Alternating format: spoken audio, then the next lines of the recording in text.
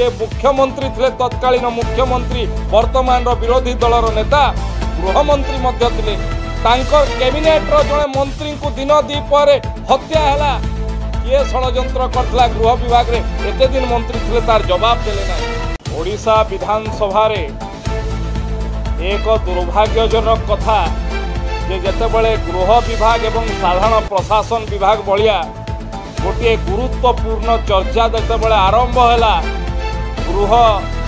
जेतेबेले चर्चा आरंभ रे ना विरोधी दलर नेता थिले ना विरोधी दलर उपनेता थिले जेतेबेले मुख्यमंत्री थिले तो गृह रे रहु नथिले विरोधी दल नेता समय रे भी एभलिया गोटे गुरुत्वपूर्ण प्रसंगर आलोचना समय रे नथिबा कथा आज जेतेबेले मु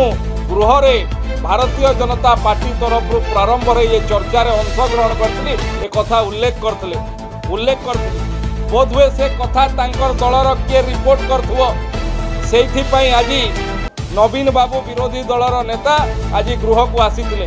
किंतु दुख एवं दुर्भाग्यर कथा गत 23 वर्ष 24 वर्ष शासन भितरे जो सब अपकर्म करिसंती तार प्रश्न आज मु पचारि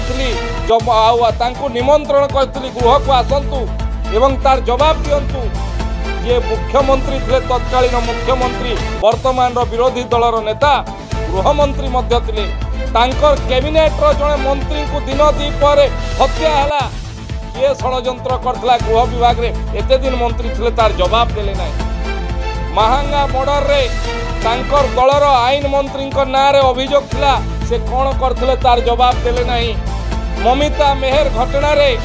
तांकर गृह राज्य मंत्री ऊपर आरोप थिला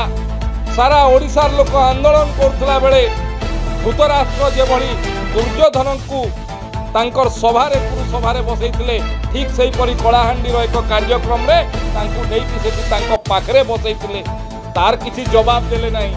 कौनसी जवाब देले नहीं प्रसंग नहीं तांको पाखरे कथा कहिबार नहीं गोटे मिनिट कही उठिकी सांगे सांग चली गले जदि जवाब दे थांते एवं प्रश्न पचाई थांते सुंदर देखि थांता जदि पचारुछंती अपेक्षा कर थांते ओडिशार साधारण लोकंकर मुख्यमंत्री किभली मुख्यमंत्री थाए भारतीय जनता पार्टी शासन मुख्यमंत्री किभली मुख्यमंत्री तार जवाब देवे शुणिकी जाइए निजे तो उत्तर देले नहीं अत्यंत दुर्भाग्यजनक।